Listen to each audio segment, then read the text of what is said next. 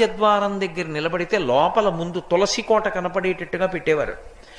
తలుపు ఇలా తీశారనుకోండి, వాటి దృష్టి ఎదురుగుండా ఉన్న వాటి దృష్టి తులసి కోట మీద పడుతుంది. అంత పెద్ద తులసి కోట ఉండేది లోపల.